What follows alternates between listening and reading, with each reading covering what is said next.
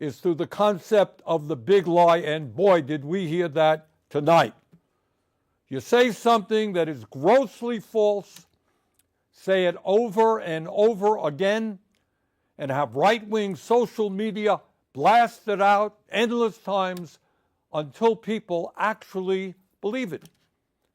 And then, rather than address the real issues facing the American people, the struggles that the American people are facing, we find ourselves wasting endless amounts of time discussing Trump's absurdities.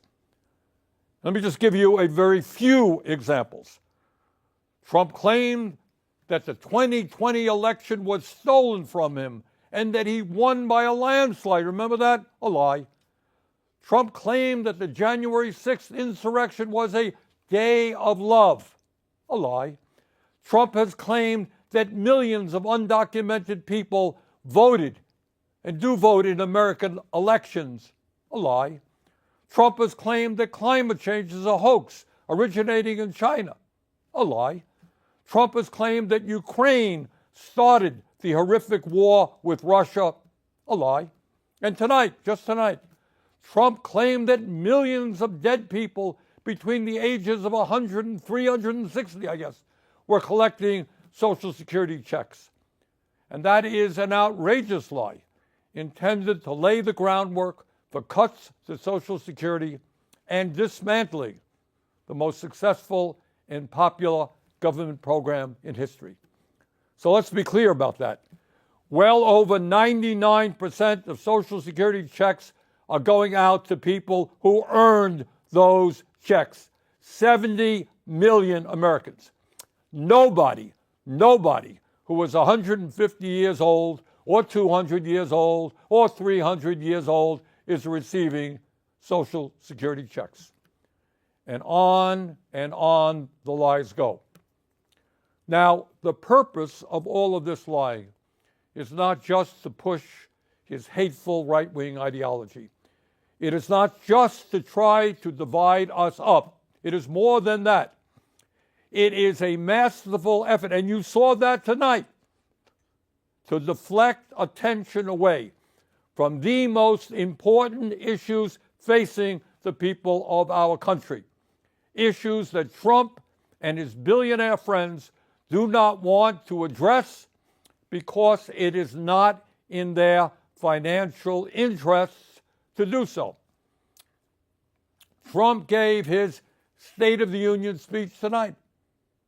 But if you listen closely, that speech had very little to say about the State of the Union, about what is really going on in our country, especially for working families. Trump spoke for over 90 minutes, although I must confess it seemed a lot longer than that, and he almost completely ignored the issues that are keeping working people up at night as they worry about how their families are going to survive in these very tough times. And I will tell you exactly why Trump had very little to say about the real crises facing the working class of this country. Think back 6 weeks ago when Trump was inaugurated for his second term as president, just 6 weeks ago. Standing right behind him were the three wealthiest men in this country, Mr. Musk, Mr. Bezos, and Mr. Zuckerberg. And standing behind them were 13 other billionaires who Trump had nominated to head major government agencies. Many of these same billionaires, including Musk, were in the Capitol tonight listening to that speech. In other words, it is there for all to see. The Trump administration is not hiding it. The Trump administration is a government of the billionaire class, by the billionaire class, and for the billionaire class. Notwithstanding some of their rhetoric, this is a government that could care less about ordinary Americans and the working families of our country. My friends, we are no longer moving toward oligarchy. We are living in an oligarchic society. Now let's take a moment and try to escape from Trump's parallel universe, the universe that you heard tonight. And let's do something really, really radical. Let's actually take a hard look at the problems that Americans are facing. Today, 60% of Americans are living paycheck to paycheck. Unlike Trump, I grew up in a family that lived paycheck to paycheck, and I know something about that reality. It means that every day, millions of Americans worry about how they're going to pay their rent, pay for childcare, pay for a doctor's visit when they get sick. They worry about what happens when their car breaks down and they can't afford the $1,000 it costs to get it fixed. And what happens when they can't get to work because they don't have a car. They worry about how they can afford to buy healthy food for their kids when the price of food is off the charts. Funny? I heard Trump speaking for 90 minutes tonight. I didn't hear one word from him about the economic reality facing 60% of our people, or the enormous stress that they are living under. 90-minute speech, not one word about the economic reality facing American workers. But that's not all. Today in America, everyone knows that our healthcare system is broken. It is dysfunctional, and it is outrageously expensive. We remain the only wealthy nation on earth not to guarantee health care for all. Mr. President, you really want to make America great again? Then make sure that every American, regardless of income, can go to a doctor or a hospital and not worry about how they're going to pay the bills. President Trump, health care is a human right. I didn't hear one word from you. Not one word. Over 90-minute speech, not one word from you about the health care crisis that is impacting many, many millions of our people. Nor did I hear you say why we pay by far the highest prices in the world for prescription drugs, sometimes 10 times more than the people in other countries, and why 1 out of 4 Americans are unable to afford the prescriptions their doctors prescribe. Not one word about the outrageously high cost of prescription drugs. Mr. President, we have nearly 800,000 Americans who are homeless. Over 20 million of our people spend more than half of their limited income on housing. We have a major housing crisis in America. Everyone knows it, apparently, except you, because in your speech tonight, I didn't hear you mention the housing crisis.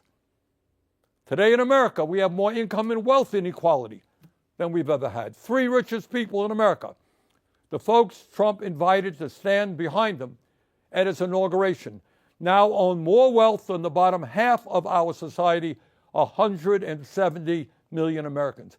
Did anyone out there hear one word from the President of the United States on that enormously important issue which gets to the very fabric of our society? So few owning so much while so many people suffer. And here's something else the President forgot to discuss. Not only is our life expectancy 4 years lower than other wealthy countries, the bottom 50% in this country, the working class of America, on average, live 7 years shorter lives than the top 1%. Got that? In other words, being poor or working class in this country today is a death sentence. Did you hear any discussion tonight as to why so many of our people are living shorter lives than they should? During his speech tonight, Trump did not have one word to say about how we are going to address the planetary crisis of climate change. The last 10 years, as most Americans know, have been the warmest ever recorded, and extreme weather disturbances and natural disasters have been taking place all over the world, from California to India, across Europe to North Carolina. And yet, not surprisingly, Trump had nothing to say about climate change except, I guess, drill, baby, drill. Well, that's going to help a whole lot. And let's be clear. Not only did Trump fail to talk about some of the most important issues facing the working class of America, but the solutions, in quote, he proposed would only make a bad situation even worse. Yep, I did hear Trump talk tonight about some tax breaks for working families in terms of not taxing tips, not taxing Social Security, and not taxing overtime. Fine.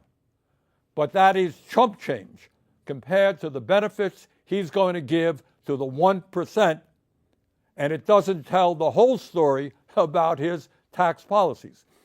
According to a recent study by the Institute on Taxation and Economic Policy, if all of Trump's so-called America First policies are enacted, including his tariffs, which he spoke a lot about tonight, the bottom 95% of Americans will see their taxes go up, while the richest 5% in our country will see their taxes go down, way down. Tonight, in so many words, Trump urged Congress to pass his big, beautiful budget. Do you know what's really in it? This budget would cut Medicaid by $880 billion. Oh, I guess Trump forgot to talk about that. $880 billion cut in Medicaid. According to one estimate, it means that up to 36 million Americans, including millions of children, would be thrown off the health insurance they have. Hey, a 90-minute speech tonight, not one word about throwing millions of kids off of the health insurance they have.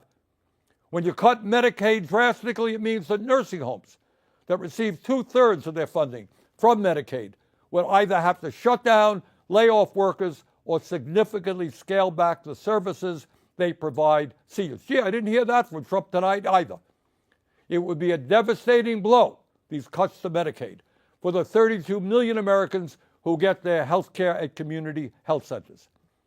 And it's not just Medicaid that Trump's budget would cut. It would also cut nutrition assistance by at least $230 billion. Now, I want you to think about that for a moment. And can you imagine? The billionaire class, people who can support their families, some of these guys have tens of billions of dollars, support their families for the next 10 generations, 50 generations. People who live in incredible opulence.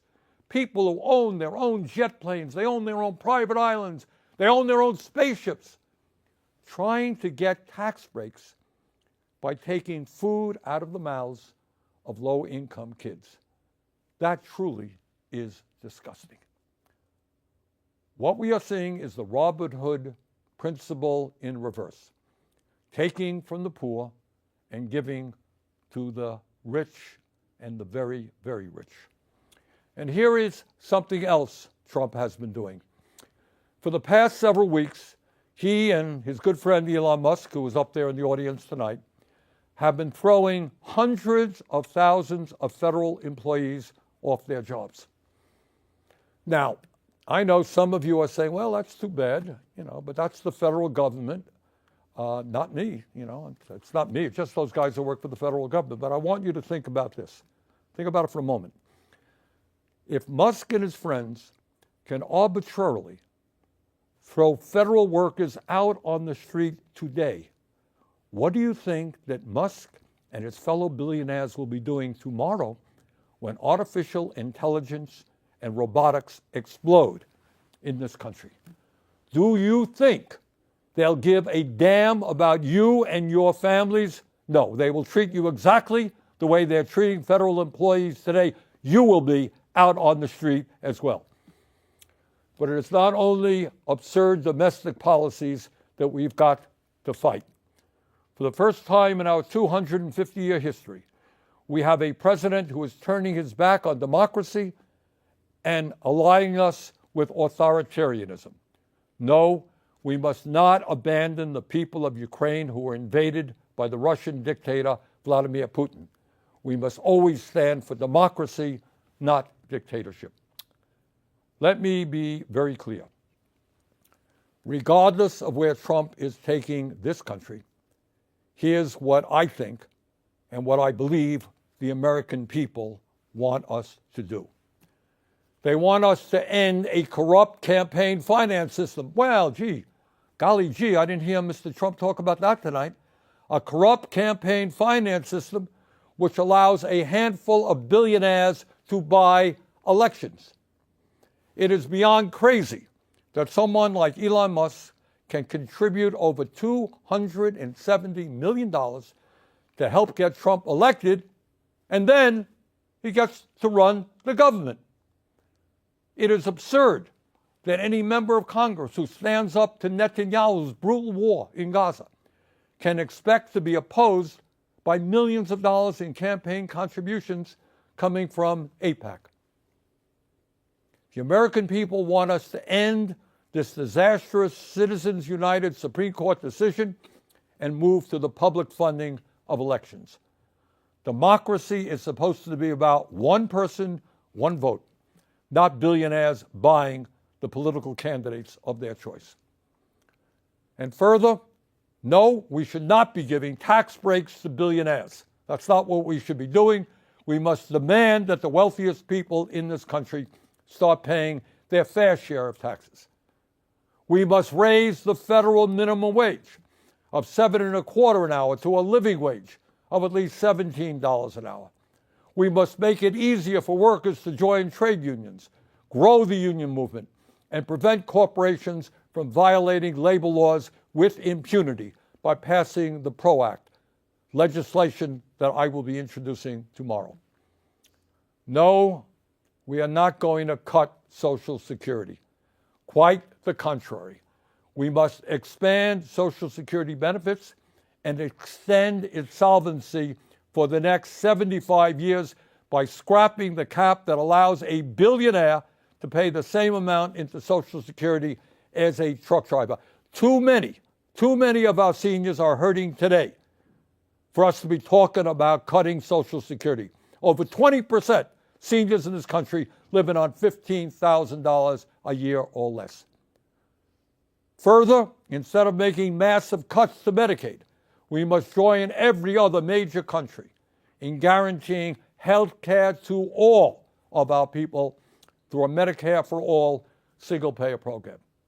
We must also take on the greed of the pharmaceutical industry, get them to charge us what they charge other countries, reducing prescription drug prices by 50%. And at a time of a terrible housing crisis in Vermont and in every area of our country, we must build at least 4 million units of low-income and affordable housing, stop corporate landlords from jacking up rent prices, and establish a cap on rent. In a competitive global economy, we need the best educated workforce in the world. All of our young people must have the ability to get a higher education by making public colleges, trade schools, and universities tuition-free and canceling student debt. Yes, we can create millions of good-paying jobs by combating climate change and moving our energy system away from fossil fuels and into sustainable energy. You know, I heard a lot of talk about freedom tonight from Mr. Trump. Well, in a free society, we must absolutely guarantee that it is the women of America who control their own bodies, not the local, state, or federal governments. Now, I know, because I've heard from many of you, that there are a lot of people out there who are feeling angry and frustrated at what's going on here in Washington, D.C. And some of you may feel a bit hopeless. So let me say this. At this particular moment in history, despair is not an option. Giving up is not acceptable. And none of us have the privilege of hiding under the covers. The stakes are just too high. Let us never forget, real change only occurs when ordinary people stand up by the millions against oppression and injustice and fight back. That is the history of the founding of our nation, when brave men and women took on the mighty, invincible British Empire. It is the history of the abolitionist movement, the history of the labor movement, the history of the civil rights movement, the women's movement, the environmental movement, and the gay rights movement. Yes, I know. The oligarchs are enormously powerful. I deal with them every day. I know that. Yes, they have endless amounts of money. Yes, they control our economy, and they own much of the media. They have enormous influence over our political system. But from the bottom of my heart, I am convinced that they can be beaten.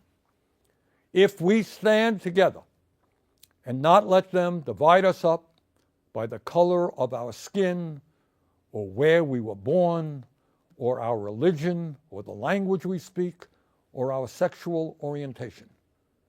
If we bring our people together around an agenda that works for the many and not just the few, there is nothing in the world that can stop us. We can win. We will win. Let us go forward together. Thank you all very much.